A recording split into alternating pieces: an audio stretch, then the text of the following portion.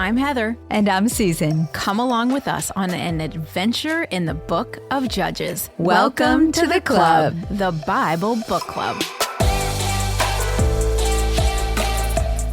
Well, in chapter 6, we met our fourth major judge, Gideon.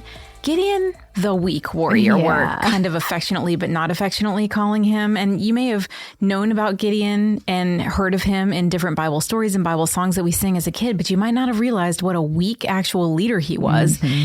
Well, we're going to get into it. And we also, last episode, began the fourth cycle of the Israelites doing evil in the eyes of the Lord, as we're starting to see this trend just happen over and over. There were several interesting differences about Gideon in this cycle. First, Gideon gets to have a lot of interaction with an angel, a special angel, mostly because he's so unsure of himself and he needs a lot of this reassurance. He does, however, take a stand for God and destroys a few of the local idols. Exactly. Well, this episode is called Gideon's Fleeces and Flaws. And if you were with us in season 6, you know I was crushing on Joshua. I just think he was probably the bomb. I do not think that about Gideon, and you're going to find out why today, because he is going to get compared to Joshua a couple times. So here's our setup. We are in chapter 6, kind of continuing the rest of it, and we have picked up with our fourth judge, Gideon, as Heather said, whose fleeces lead to faith and flaws lead to a fall. So in scene 1, Gideon and God negotiate terms, because Gideon wants reassurance and God wants faith. This is the famous story about the fleeces. Chapter 6, verse 36. Gideon said to God, "If you will save Israel by my hand, as you have promised, look, I will place a wool fleece on the threshing floor. If there is dew only on the fleece and all around the ground is dry, then I will let you know that I will save Israel by my hand, as you said." And that is what happened. Gideon rose early the next day. He squeezed the fleece and wrung out the dew, a bowl full of water. Then Gideon said to God, "Do not be angry with me. Let me just make one more request. Allow me one more test with the fleece, but this time make the fleece dry and let the ground be covered with dew." That night, God did so, only the fleece was dry. All the ground was covered with dew. So Gideon's faith is growing. He's been called by an angel. He's seen the Lord devour his offering. He's observed the people come around after he destroyed their idols. But he still doesn't really trust God. He says, "If you will save Israel." There is no if about it. God has already clearly stated that he would. But Gideon doubts that he can become the warrior that God wants. Gideon is almost unwilling because of his obsessive fear. So Gideon negotiates for reassurance with two different tests. He wants to know for sure that God is in this and that they will win it. The first test is that a fleece would be wet with dew, but the ground dry. The second was the reverse. The fleece would be dry, but the ground wet with dew. There is much discussion about this test of the fleeces. Most of the discussion centers around whether or not it is wrong to ask God for a sign. Now, in this case, it appears that it is not wrong, because if God were offended by Gideon's request, he would have responded differently. I was thinking that too, because if I was God, I would be like, what the heck is wrong with this guy? Who does he think he is asking me to do this? I'm just going to go find someone else to do this job. Well, he literally was having conversations with angels. I mean, come on. But God acquiesced and provided not just one, but two signs. In fact, of all the judges, Gideon receives more direct reassurance from God than any other judge. Now, that is not to say that we can all test God like Gideon did. In Matthew 4, Satan asked Jesus to test God by asking for a sign, and Jesus rebuked him. Some think that Gideon was trying to understand the nature of God to build his faith. Remember, he had kind of grown up in this culture of idols and all the weird things they did with them. So it is perhaps that Gideon just wanted to try to understand God. We, however, can turn to the Bible for that evidence to build our faith. And so signs shouldn't be part of our necessary repertoire to take action on God's will. Now, Gideon's fear drove Gideon to test God, and God responded. It's now God's turn to test Gideon in chapter 7. Chapter 7, verse 1. Early in the morning, Jerubbaal, that is Gideon, and all his men camped at the spring of Harod. The camp of Midian was north of them in the valley near the hill of Moreh. The Midianites were descendants of Abraham and Keturah. I know we've talked about this before. These people were all half-brothers of Isaac and therefore distantly related to the Israelites. They were mentioned in the last episode because of Jael, a Kenite from the tribe of the Midianite people. These people are also related to Moses through marriage. His wife, Zipporah, was a Midianite. But just as the relationships between the tribes of Israel are breaking down, more to come on that, so are the relationships with past alliances. The Midianites have become formidable foes. Israel, in contrast to the Midianites, had no standing army at this time and won't until we get to King Saul. As a result, whenever there was a need to fight, the leader had to muster forces from the tribes in the area affected by invaders. The Israelite men gathered to fight were farmers, not trained in combat, and they lacked confidence because of it. Gideon tested God twice with the fleeces. Now God will test Gideon twice by reducing his army. Verse 2. The Lord said to Gideon, "You have too many men. I cannot deliver Midian into their hands, or Israel would boast against me. My own strength has saved me. Now, announce to the army, anyone who trembles with fear may turn back and leave Mount Gilead." So 22,000 men left, while 10,000 remained. The first test is the elimination of the fearful men. Fearful warriors are apparently bad for morale. In season 5, Deuteronomy 20, Moses provided laws for warfare, which included a provision that any man who was faint-hearted should return home. So Gideon was probably not surprised by God's recommendation.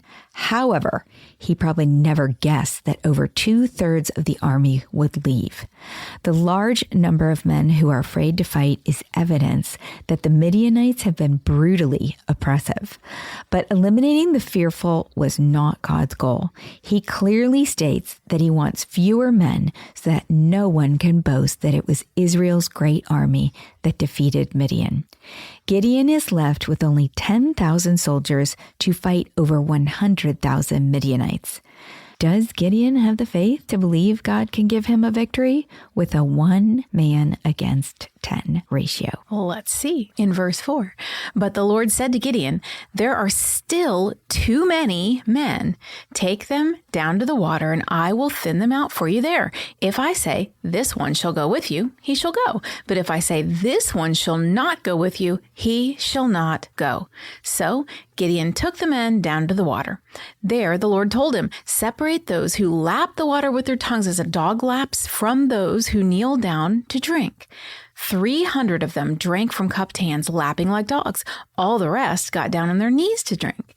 The Lord said to Gideon, "With the 300 men that lapped, I will save you and give the Midianites into your hands. Let all the others go home." So Gideon sent the rest of the Israelites home, but kept the 300 who took over the provisions and trumpets of the others. The second test is the elimination of the men who drank on their knees. Dog lapping theories abound. No one is sure about this, but some think the men who drank upon their knees were either weary or lazy and unfit for war. And the men that only lapped water were eager and ready for battle. And this kind of makes sense because the first test dismissed the fearful men, and this test dismisses the unfit men, leaving Gideon with only those men mentally and physically fit to fight. What we do know for sure is that God's purpose was to reduce the army to a ludicrously small number. And all the men who made up the small army would have to have courage and faith in the face of such ridiculous odds. Gideon's confidence must come from the Lord only. It's not going to come from 300 men against 100,000 men. I do think we should give Gideon a little bit of credit here because we're kind of down on him in this story, but he actually did what God told him to do there. And it is kind of a weird thing. It's really really it had weird. to kind of be like, okay, God, whatever you say. But he actually did it. So he does have obedience and he is trying to at least do what this God's is telling his him to do. crowning moment. What we're about to read is for sure Gideon's big deal. Oh, that's as good as it gets. This is going to be as good as it gets, but it's good, like you said. And he is kind of listed in the Hebrews Hall of Fame. So 300 to, they say it was about 120,000 are really courageous odds. But the Lord is going to get all the glory. Now, here's the challenge to us. What odds are you facing? Do you believe that God can overcome any odds against you? Will you let him fight the battle for you? Because that is what Gideon must do. Gideon must let go of fear and let God lead. All right, scene 2, God gives even more. God knows the heart, and God knows your heart. And certainly God knew Gideon's heart. Gideon is still afraid, and I cannot blame him. He is down to 300 men. How is a victory possible? He's got to be thinking. So God gives more. He provides more proof that if Gideon will trust him, the victory is sure. And this time, God provides it without even being asked, because God wants us to have faith, not fear. Continuing on in verse 8. Now the camp of Midian lay below him in the valley. During the night, the Lord said to Gideon, "Get up, go down against the camp, because I'm going to give it into your hands. If you were afraid to attack, go down to the camp with your servant Purah and listen to what they are saying. Afterward, you will be encouraged to attack the camp." So he and Purah, his servant, went down to the outposts of the camp. The Midianites, the Amalekites, and all the other eastern peoples had settled in the valley thick as locusts. Their camels could no more be counted than the sand on the seashore. Gideon arrived just as the man was telling a friend his dream. "I had a dream," he was saying. "A round loaf of barley bread came tumbling into the Midianite camp. It struck the tent with such force that the tent overturned and collapsed." His friend responded, "This can be nothing other than the sword of Gideon, son of Joash, the Israelite. God has given the Midianites and the whole camp into his hands." When Gideon heard the dream and its interpretation, he bowed down and worshipped. Okay, so this is kind of confusing for us. A big jump there between this barley bread to all of a sudden they think it's Gideon, but track with me here. Knowing Gideon's fear, God wakes Gideon and gives him an assignment. If only we could have such personal and specific instructions from God, right? Wouldn't you love that? Gideon sneaks down to the Midianite camp as instructed and overhears the one out of 100,000 soldiers who had a dream about a loaf of barley. Not an accident, that's God. So what does this dream have anything to do with Gideon? 2 symbols gave this little dream meaning: the bread and the tent. Barley bread was the most inedible bread. It was very tough and the food of the poorer, oppressed classes, representing Gideon, who, if you remember, was secretly threshing wheat in a wine press when we met him, possibly trying to be better bred than a barley man. So that's kind of odd. The tent would have indicated in that day the general's tent. The bread struck the tent and overturned it, symbolizing Gideon, the poor oppressed one, and the Israelites' destruction of the Midianites and their leader, the tent. I never would have known that. I had not read a lot of commentaries because otherwise it's just such a weird dream. Mm-hmm. The irony here is that the Midianite says God has given the Midianites and the whole camp into his hands, which is exactly what God said to Gideon in chapter 6. And that, here's the real irony, and that hearing it from God did not convince Gideon, but hearing it from a Midianite did convince Gideon. That's a good point.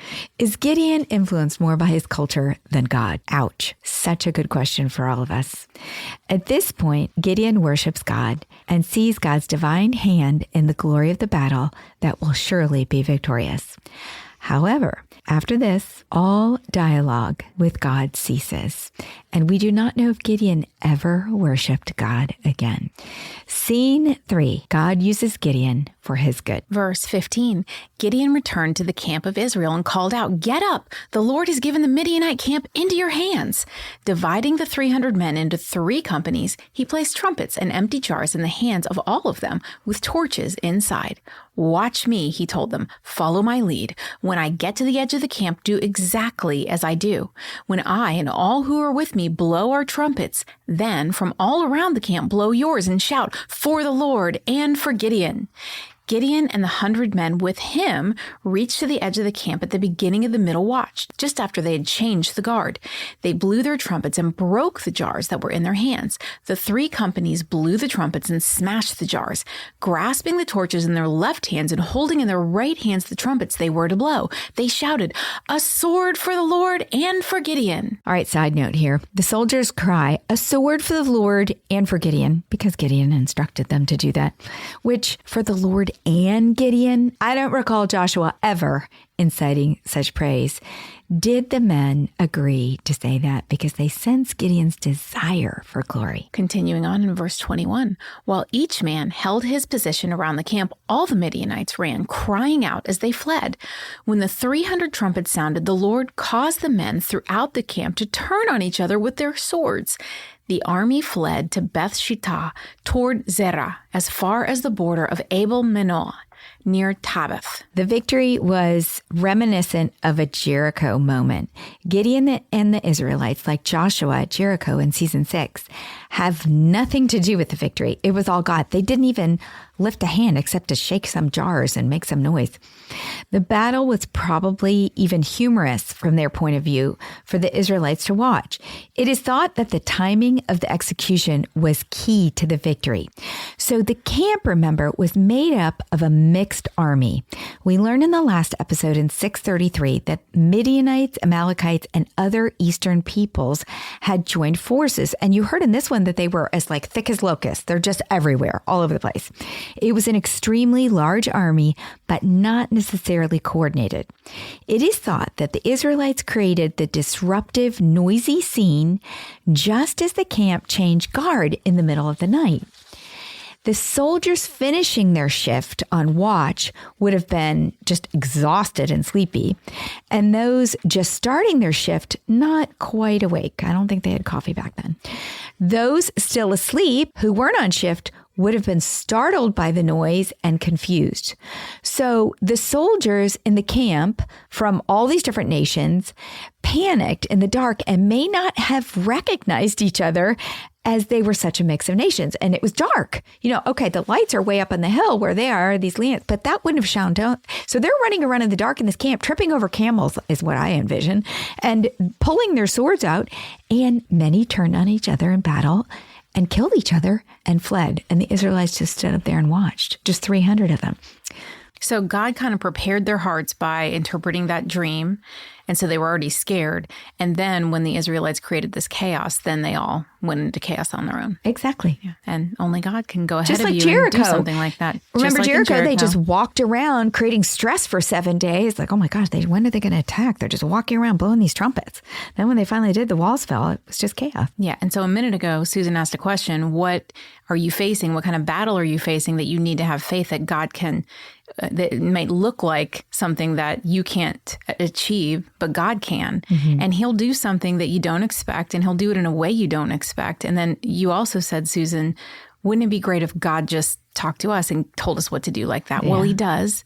He still speaks in dreams, but he also speaks to you through the word. And congratulations, right now you're reading it. So God might be telling you something, and all you have to do is listen.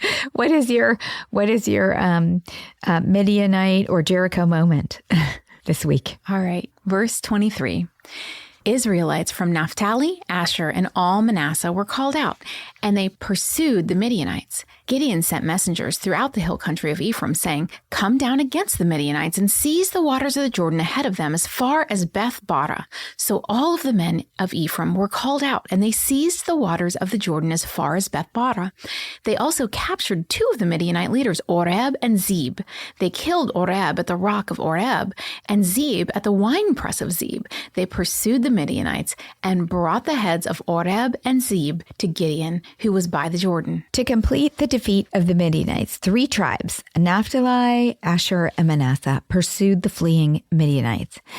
Gideon then called Ephraim to secure the area along the Jordan, and they captured the 2 leaders. Now, this is another little Bible bender for you. This closes a circle in our story of Gideon. The circle began when we first met Gideon in chapter 6, verse 11. He was hiding while threshing wheat in a wine press. Then the angel appeared. Gideon asked for his first sign, and he brought the angel an offering and placed it on a rock, where with a touch from the angel, fire consumed it. The circle closes here at the end of Gideon's first victory for the Lord. Oreb is killed at a rock and Zeb at a winepress. Surely God is once again reassuring Gideon with this sign that his divine hand is in every detail, orchestrating all of life. Do you have fear, anxiety, stress? Remembering that God orchestrates every aspect of life is a challenge for us too. But we will all be a lot less anxious if we do remember. All right, scene 4, the battle aftermath. We are a couple of hundred years past the day when Israel first crossed the Jordan and attacked Jericho as a united nation. And the next scene reveals how the nation of Israel, a nation of tribes born of the same 12 brothers, all sons of Jacob, is falling apart just a couple hundred years later. Gideon is about to come face to face with jealousy and disloyalty. His tragic response is rage and revenge. Chapter 8, we start with jealousy. Chapter 8, verse 1. Now the Ephraimites asked Gideon, "Why have you treated us like this? Why didn't you call us when you went to fight Midian?" And they challenged him vigorously. But he answered them, "What have I accomplished compared to you? Aren't the gleanings of Ephraim's grapes better than the full grape harvest of Abiezer? God gave Oreb and Zeb, the Midianite leaders, into your hands. What was I able to do compared to you?" At this, their resentment against him subsided. The tribe of Ephraim is having FOMO at not being invited to the original party when they had their lights and noises, the noisemakers. They are jealous that the other tribes got the credit for the first major rout. Gideon responds with diplomacy and averts a civil war by quelling their jealousy. And then he moves on in pursuit of the Midianite kings, where he is provoked by disloyalty. Verse 4, Gideon and his 300 men, exhausted yet keeping up the pursuit, came to the Jordan and crossed it. He said to the men of Succoth, "Give my troops some bread. They are worn out, and I'm still pursuing Zebah and Zalmunna, the kings of Midian." But the officials of Succoth said, "Do you already have the hands of Zebah and Zalmunna in your possession? Why should we give bread to your troops?" Then Gideon replied, "Just for that, when the Lord has given Zebah and Zalmunna into my hand, I will tear your flesh with desert thorns and briars."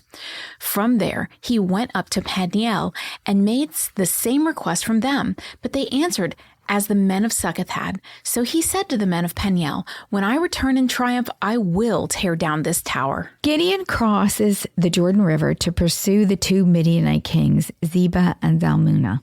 He and his men are on a mission, but they are tired. They arrive in Succoth and then Peniel, both Israelite towns. Now, it was the custom of the day, and we will see this again in the story of Abigail and David, that the villages feed the army that is protecting them as they pass through. The people of Succoth and Peniel are afraid of the Midianites and fear their wrath if they aid Gideon. You know, they're kind of thinking, oh, they'll come back and get us if we feed them. Now, as members of Israel, they are being totally disloyal by refusing Gideon. They care more about coming out on the winning side of this war than honoring God and feeding his army. Gideon responds with rage. Was he hangry? Probably. Was he justified? Yes, he was. But were his actions right or righteous? Definitely not. Somewhere between the two sides of the Jordan, Gideon lost sight of the Lord. And now Gideon is out for revenge. He threatens the people of Succoth and Peniel that on his return, he will tear their flesh and tear down their tower. His pride has blinded him, and he will not tolerate anyone who dares to defy him. If Gideon were a superhero, he would be the Hulk. He is a character capable of being both a hero and a villain, depending on whether he chooses to control his emotions or not. Never did we see the spirit of uncontrolled anger in Joshua. Verse 10.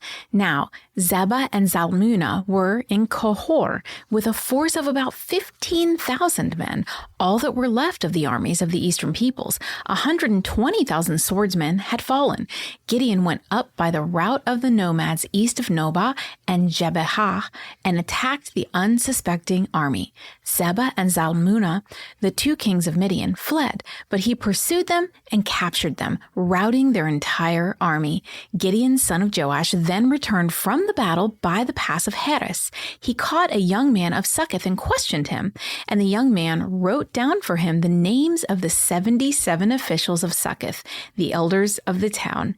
Then Gideon came and said to the men of Succoth, "Here are Zebah and Zalmunna, about whom you taunted me by saying, 'Do you already have the hands of Zebah and Zalmunna in your possession?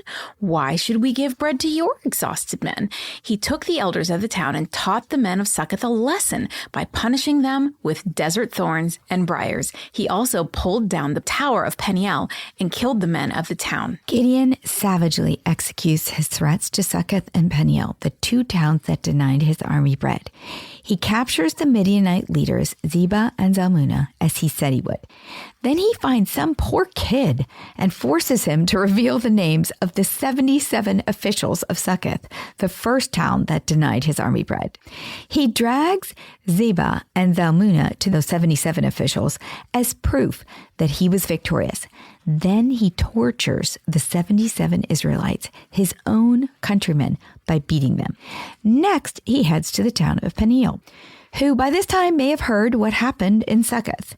For when he arrived, there was either a battle and the men of Peniel were killed, or many commentaries believe the men fled to the tower for safety, and possibly women too, and Gideon brought the tower down, killing them in the crush. But he did tell them he was going to bring the tower down. Why would they go to the tower? Well, towers in those days were like refuges. They lived in these shacks, these little villages. So usually fortresses and towers were places of refuge. In panic, the people may have just gone there thinking, he can't, do that to the tower. The irony here is that God was patient and compassionate with Gideon's obsessive fear, but Gideon showed no compassion for the fearful people of either city. Because remember, the people refused to give him bread because they were afraid that the Midianites might win and come back and torture them. But like you also said, he had a right to be mad. He just reacted in a way that was a little bit lacking in grace. Revengeful. Yeah, revengeful. He held on to that anger, and it made him really angry. Gideon has lost sight of the Lord and has chosen his own way. He has taken the law into his own hand. Now, life is a path that branches off to good and evil really almost every day. And we have this as a principle that we've talked about it a lot. So you can look it up. We'll put it in the show notes. That kind of demonstrates that this path, starting way back in the beginning with Adam and Eve, all along the path of life, we have choices to trust God or trust ourselves, to believe God or to deny God, to obey God or to disobey God, to glorify God or gratify ourselves. Gideon is on the path to trusting himself, denying God, disobeying God, and gratifying himself, his own anger. He wants to give vent to it. He's literally taking people's lives. So adding fuel to the fire will lead to fury. And what happens next inflames Gideon's rage. Verse 18, then he asked Zebah and Zalmunna, what kind of men did you kill at Tabor? Men like you, they answered, each one with the bearing of a prince. Gideon replied, those were my brothers, the sons of my own mother. As surely as the Lord lives, if you had spared their lives, I would not kill you. Turning to Jether, his oldest son, he said, kill them. But Jether did not draw his sword because he was only a boy and he was afraid. Zebah and Zalmunna said, come do it yourself.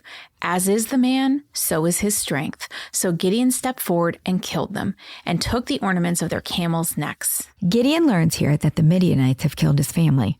And recall that his name means hacker. At first, he was a timid hacker, hacking down his town's Asherah pole in the dark, after much encouragement by the angel. Gideon's former timid self is reflected in his son Jether, who is afraid to kill the kings.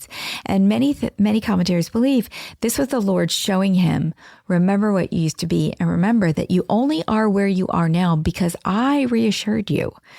But Gideon is far from that timid self and has become a powerful, avenging hacker. And when he's challenged to kill, he kills. Now, these were Midianite leaders, so he should have killed. However, he should have also been remembering the Israelites that he killed.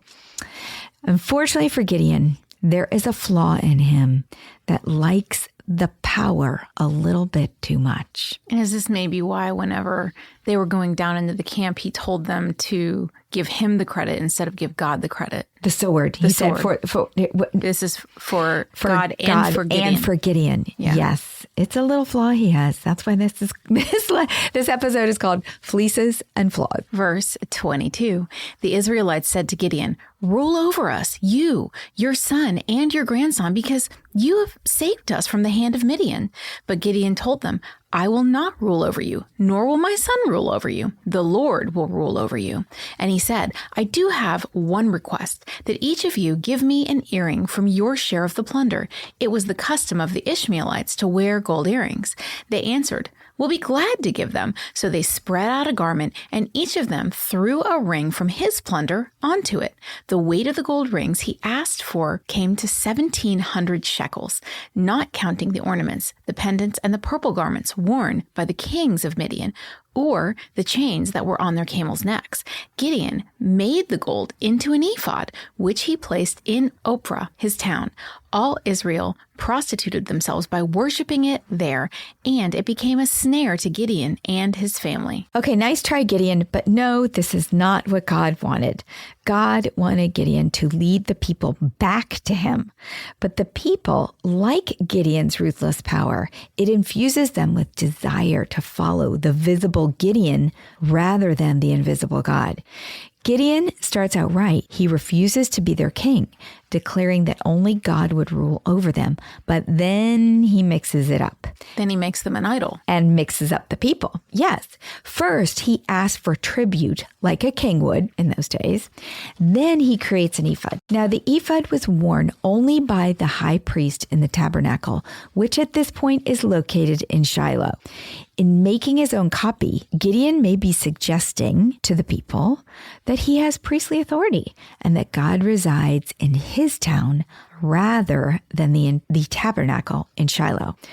Of course, the people fall in, they follow his lead, and they fall into sin. There is a danger in success. It can just be a little bit addicting. It can produce a bit of a high, a lightheaded feeling of power and invincibility, a feeling that we are in control. We are all-knowing and can do it all without God. Gideon's flaw, his desire for power, has led Israel straight back into a fall. In the next episode of Bible Book Club, Gideon's spiral out of the will of God will become very personal and fatal to his family.